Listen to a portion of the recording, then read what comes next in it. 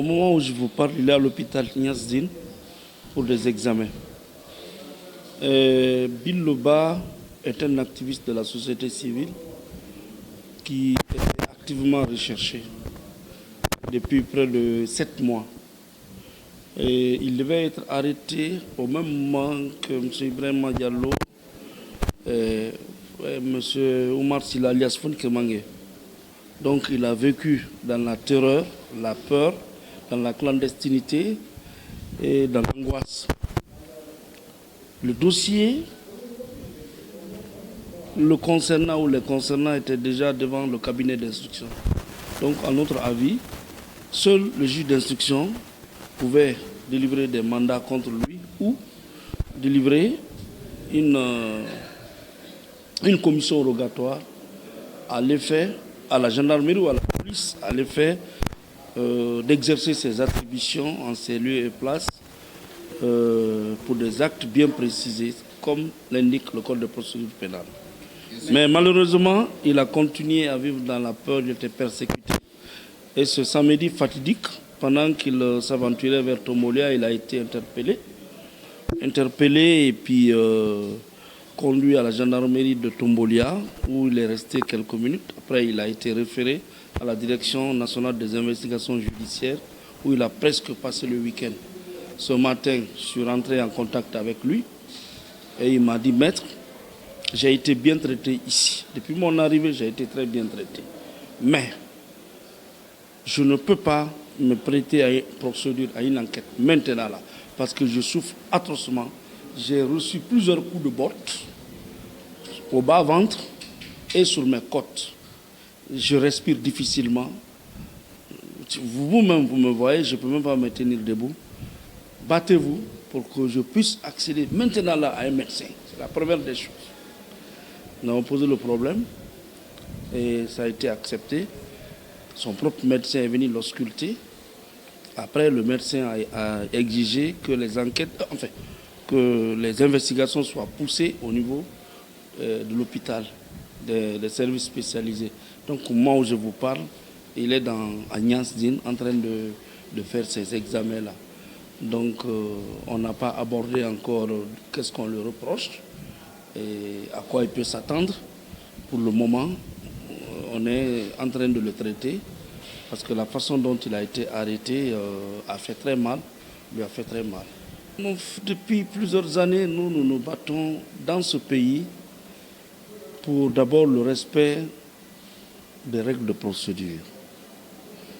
Parce que les règles de procédure sont des garanties suffisantes qui protègent les libertés individuelles et collectives. Les règles de procédure sont regroupées dans un code qu'on appelle le Code de procédure pénale, du premier au dernier article, qui indique la manière par laquelle une infraction est découverte, des poursuites sont déclenchées contre le suspect ou le mis en examen, comment on passe de l'enquête préliminaire à l'enquête judiciaire devant le juge d'instruction ou à la juridiction de jugement, comment le jugement doit se faire. Après le jugement, quelles sont les voies de recours, comment la décision peut être exécutée, ses réaménagements. Donc il y a plusieurs dispositions de la loi qui indiquent la manière qu'il faut suivre. Vous ne verrez nulle part dans le Code de procédure pénale qu'il est permis à un officier de police judiciaire de donner des coups de botte à un suspect ou à un mis en cause avant de l'amener. Ça n'existe pas. Parce qu'on ne peut pas commettre une infraction pour découvrir une autre infraction. Vous ne verrez nulle part dans le Code de procédure pénale qu'il est autorisé de brutaliser le dernier des citoyens guinéens pour l'amener à coopérer dans une procédure. Ça n'existe pas. Dans les conditions normales, une enquête devait être ouverte autour de son arrestation. C'est à ça qu'on devait s'atteler maintenant là. Un citoyen a été interpellé. Son interpellation l'amène à l'hôpital. Une enquête devait être ouverte maintenant là, autour des conditions de son interpellation. Parce qu'on ne sait pas que va présenter son état de santé.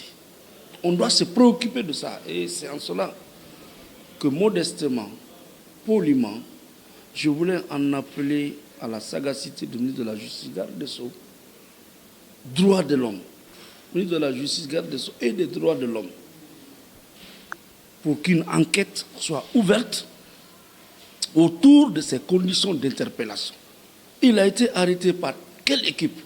Comment est-ce qu'il a été arrêté? Parce que ce n'est plus caché qu'il a été violenté, et la violence est une infraction à la loi pénale, qu'il a été brutalisé avant d'être conduit devant les services d'enquête. C'est pourquoi d'ailleurs le médecin l'examine. Le médecin, bon, encore quand ce sont des petits maux de tête ou de dents, on peut donner des calmants et ça passe. Mais si, à la suite de ces violences-là, le médecin a estimé qu'il faille aller dans un centre beaucoup plus spécialisé, notamment à l'hôpital Niasse-Dine, pour approfondir les investigations, c'est qu'il y a de quoi craindre. Donc, ce fait-là a fait qu'il n'a pas pu être interrogé aujourd'hui pour éventuellement être conduit devant le procureur de la République. Donc, on ne peut pas laisser passer ça. Mais très malheureusement, bon, chez nous, la loi un peu s'apparente à une toile d'araignée qui ne s'agrippe qu'aux faibles et qui laisse passer les grosses mots. Sinon, c'est une enquête qui doit être ouverte maintenant. Là. Je ne dis pas que mon client n'a pas commis d'infraction ou ne peut pas être poursuivi. Non. Il sera interrogé. Mais les conditions de son arrestation doivent être élucidées. Donc, je demande l'ouverture d'une enquête autour de ces conditions d'arrestation. Il n'est pas le premier à être arrêté de la sorte. Oumar Sylla Fonike Mangé, aujourd'hui, il est en prison. Mais il est complètement escanté. On a vu comment on l'a traîné à terre. Aucune enquête n'a été ouverte. Et dès qu'il y a commission d'une infraction, on n'a même pas besoin de déposer une plainte. Le parquet doit se saisir immédiatement. Donc c'est pour vous dire que bon, c'est la tristesse, la désolation. Ce sont les mêmes pratiques qui continuent. On n'est pas sauvé, on n'est pas sauvé.